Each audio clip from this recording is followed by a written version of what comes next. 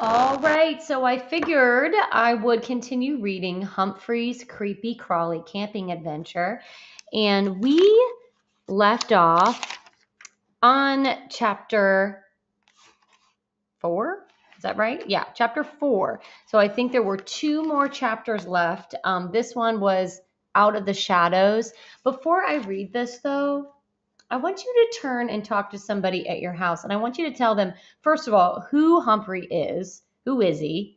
And what kind of adventure is he on right now? Tell me a little bit about what's going on. I'm going to back up to give you a sneak peek here at this last chapter. This is kind of going to be your picture clue to see what was happening. What did they see in the grass? What was in the grass? And what do you think is going to happen next? So why don't you just take a minute and tell your family a little bit of background about what this story is about, what's happened so far.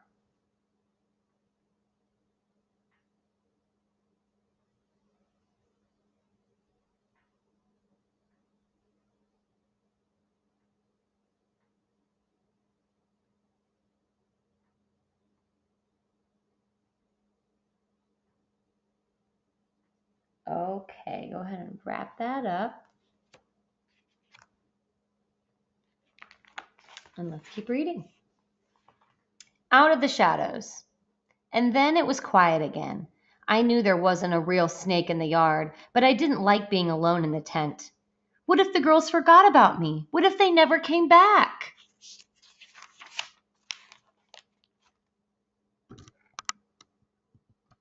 I heard someone walking through the grass.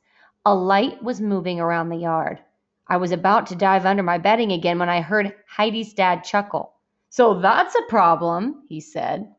I climbed up to the top of my cage and looked out through the tent flap. Mr. Hopper was holding the toy snake in his hand. Girls, he shouted, it's safe to come outside again. A minute later, Heidi and her friends appeared. Here's your scary snake, Mr. Hopper told them. It's made of rubber. Those boys are awful, Miranda said. Heidi agreed. That was mean. It wouldn't be a good camping night without a good scare, Heidi's dad said. You'll be safe now. The girls returned to the tent and sat around the table again. I'm sorry we ran off without you, Say told me. We were so scared. Let's think of a way to get back at the boys, Heidi said. We could throw the snake back in Richie's garden, Miranda suggested. That wouldn't fool them, Gail said. It has to be something really scary. The girls were quiet again as they tried to think of a plan. I tried to think of a plan, too. But I didn't really like thinking about scary things. After a while, Heidi turned on the music again. Let's not let the boys ruin our fun, she said. Soon the girls were dancing to the music and laughing. Then Heidi's mom came out to the tent. Time to get into your pajamas and brush your teeth, she said. Heidi grabbed the big lantern as the girls followed Mr. Hopper back into the house. Mrs. Hopper back into the house. After they left, it was quiet in the tent. It was lonely in the tent. It was unsqueakably dark in the tent. Once in a while, I heard the boys laughing and whispering from Richie's yard. Girls, I heard Seth say, let's take the... Then Art said something I couldn't understand. Uh-oh, it's gonna happen.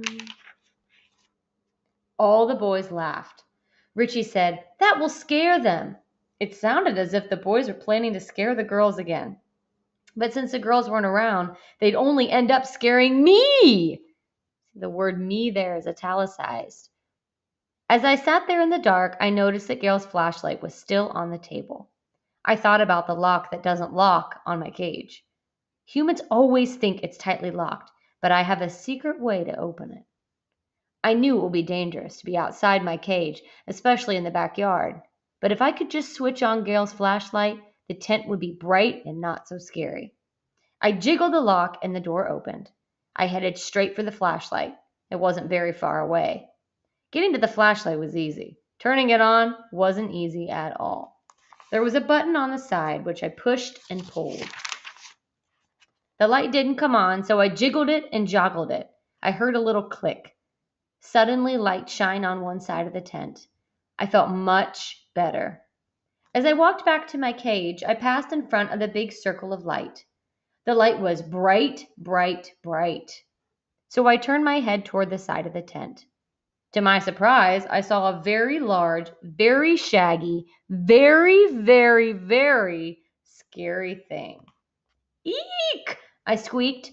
I raced toward my cage. The scary thing raced across the side of the tent. I turned and ran in the opposite direction. The scary thing turned and ran in the opposite direction. I stopped and sat still. The scary thing stopped and sat still. Thumpity, thumpity, thump. My heart was pounding until I realized that the scary thing was... What do you think it was? Turn and tell somebody.